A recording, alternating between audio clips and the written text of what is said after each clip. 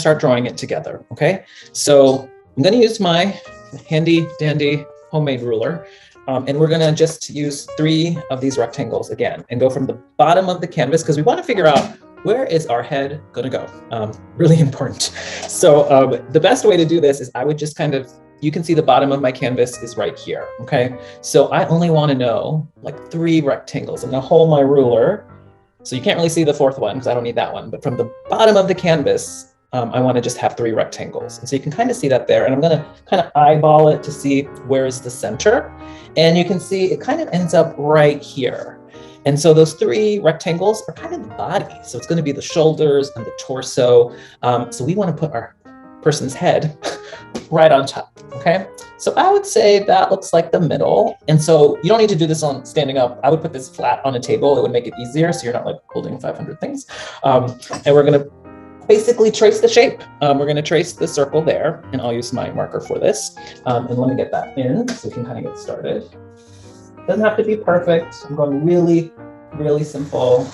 You'll be using a pencil, so it'll be a little easier if you feel like it's not exactly where you want. But I think this is pretty close. Oh, not bad. Kind of looks like me.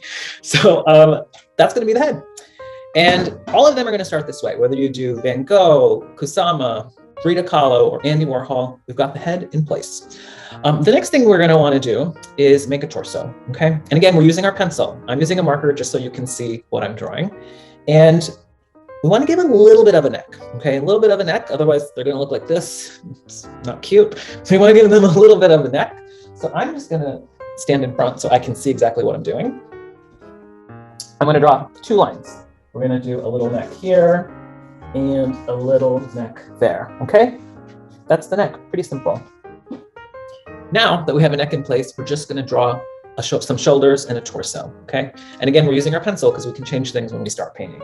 But what I'd like you to do is kind of draw a shoulder, and then just go straight down. Okay? Easy, very simple. See how it kind of looks like me? It's interesting. Okay, so now we're gonna try to draw Andy Warhol. So he's a really famous pop artist from the US. And one of the things that he did that was really interesting is he used a lot of Polaroid pictures. So I don't know if you're familiar with that, but it's kind of an old school camera and it had a white border around it. So we're going to take advantage of that and incorporate that into our painting, almost like we're painting a Polaroid picture. So we're going to use our initial outline and start to just work first on that border really quickly. So I want you to take out your handy dandy ruler that we made. And what we want to do is we're going to actually use 2 of these bars to make a bottom border. And then we're going to use 1 to make a border all the way around. So this one's going to look a little bit different than the other ones, but I think it just adds to this idea that it connects to kind of what Warhol is famous for. This way. So we're just going to try to mark a border. So I'm going to do that with this marker. Again, remember, you're using a pencil, and I want to line it up there. And I just want to make a couple lines to show me kind of where that border would be. Okay. And then what we're going to do is draw a line there.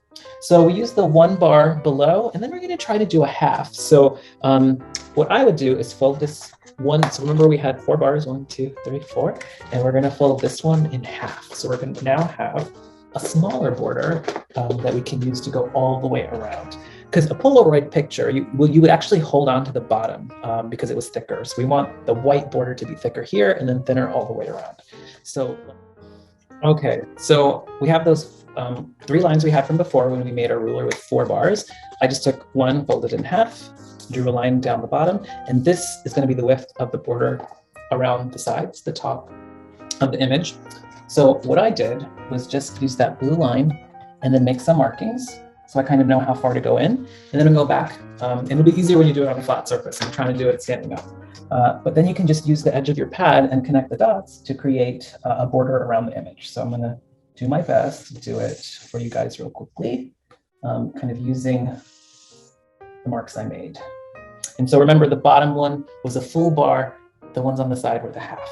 So we want to connect this. Remember, it's going to go here. So again, just take a look at that initial image I made for you guys. Use a ruler and take your time with it. But you can see we're developing kind of a white border. It's going to end up being white all the way around.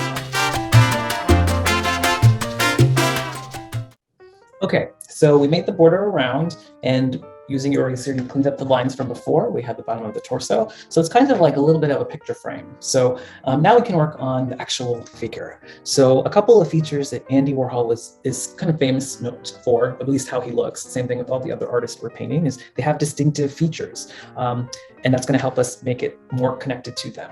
So he had white hair. He had really, really white hair. And so that's what we're going to do. We're going to draw a moppy kind of abstract shape on his head, and we're going to paint it white. The other thing is he often wore glasses that were really big, but he has some photos where he was wearing red glasses. So we're going to take advantage of that and draw some red glasses in. And he often wore a big turtleneck. So one of those shirts that go all the way up here with the collar. And so we're going to add that in here. And with those features, as well as a little camera and this Polaroid border, I think we're going to be able to make a likeness. So the first thing I would do is work on his hair, because that's a big piece of it. And he actually took a photo of himself where his hair was like sticking up, and we're going to try to emulate that a little bit. And the nice thing is, this does not have to be perfect. So as you can see on the drawing I made, it's kind of scattered. But what I would do is I would start first with this kind of pointy top corner. Okay, and we can shape it up and clean it up later with our pencil. And then we're just going to kind of go all the way around. And then kind of making like spikes, right? It's messy. It's not really got any shape to it, and that's okay. And then what I'd suggest is try to find a spot, like let's imagine his glasses are here and here. I'm going to go ahead and draw them in because I think it's going to help us finish out his hair. And I'm going to use something like this. So find something that's round that you can draw or trace over to make some glasses. So I'm going to do that really quick.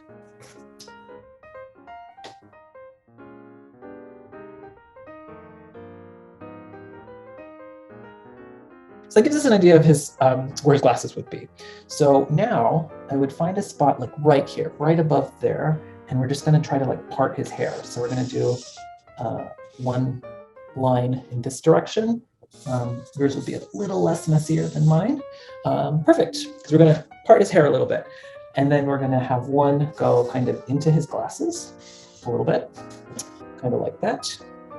And then we're just going to try to connect everything. So I made a little bit of an M because I think it looks a little messy, which is great.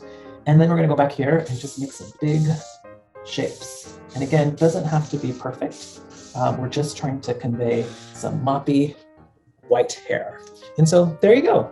I think that's pretty close. You can clean it up with your pencil, and I'll do the same in a second. But we want to connect these glasses and then draw a little line there. All right, so we've got some hair, we've got some glasses, and now I need to change his neck into a bit more of a turtleneck. And the way I would do that is I would actually draw a line straight this way. And then we're going to just make a box. We're going to make more of a rectangle, but let's make a bit of a rectangle. Oops, a little further out. Yeah. And then we're going to redo our lines. And start from that corner, go down, start from that corner, and go down. Okay. So use my eraser, cleaned up some lines, and now you kind of get this impression of Andy Warhol. We've got his hair looking really messy, we've got some glasses that we're going to make red, and we have a turtleneck, okay? You may want to just paint the whole turtleneck black. That could work. You could also add lines if you like. But one thing that I think will also help make this a little more clear that it's Andy Warhol is we're going to add a little camera to the bottom, and it's really just squares and some circles. So try to aim for the center here and draw a little square.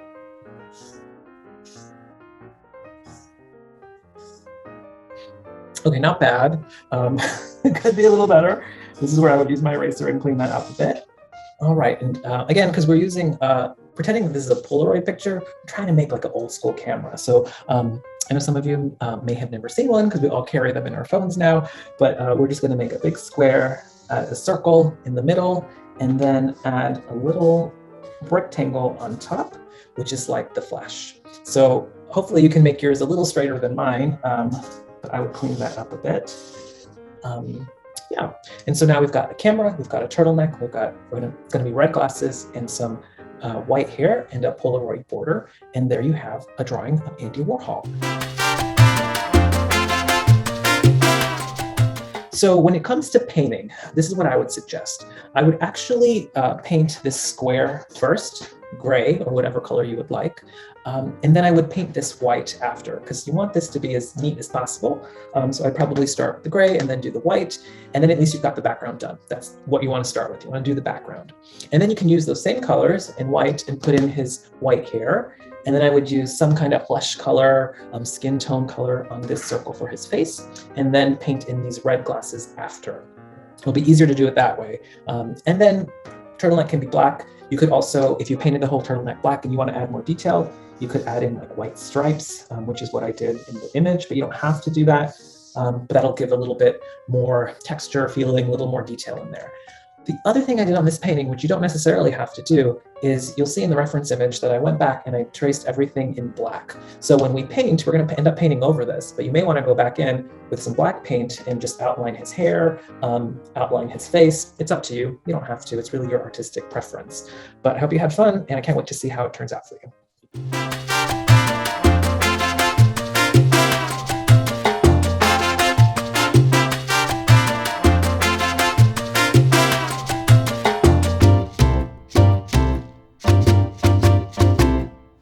Well, I hope you're happy with your painting, and don't worry if you're not. Just remember, it's all about simple shapes, and there's enough details in these images that people can figure out who they are. So I wanted to just quickly give you some tips before you start painting. So my art teacher always says paint from the back to the front. So that's why I mentioned when you're drawing, at the end of those videos, I said, let's start with the background first when you want to paint. It just makes it easier. So always think back to front. So you're going to do the background first, then you're going to work on the person. And then any little details like little dotted lines or sunflowers or the lines on Van Gogh's hat, all of those things are the last thing you're going to paint. I wanted to quickly just give you a couple other tips. So when it comes to making flesh tones, I'm going to recommend two options. If you're painting Kusama, Van Gogh, or Andy Warhol, I would mix the yellow ochre with the white, but you're going to have mostly white with a little bit of yellow ochre. So just mix it a little bit because they all have similar skin tones. The one that will be a little different will be Frida. So for her, I would actually mix white with raw sienna. So it's a little bit darker, but start with the light first. So add white to your plate or whatever you're using to hold your paint, and then add just a little bit of the darker color at a time. Because if you put too much of this, you're going to have to use the whole tube of white. So start with the lighter one first and add your darker color into it. For everything else, I think you can match the colors. You have an awesome color palette with all the paints you have available. So I was looking through them, and these are perfect for Van Gogh. All the blues, they work. So from the shirt under his jacket to the jacket to the background, these work. Also for Van Gogh, you may want to mix a little bit of orange and yellow to get his beard, because his beard isn't really fully orange and it's definitely not blonde like yellow. So I would do a little bit of yellow and add a little bit of orange at a time to where you get like a light orange for his beard, and that'll be great for him. And then for Frida, one of the colors that I have on the actual image that we're sharing is pink. So you can do that two ways. You can use red, the red that you have, which is crimson, and you can mix that into white to get pink, like a light pink. You can also try the magenta with pink, either way. So just keep in mind, start more with the lighter color if you're trying to mix, and add a little bit of dark into it. It'll just make it easier and your paint will go last longer.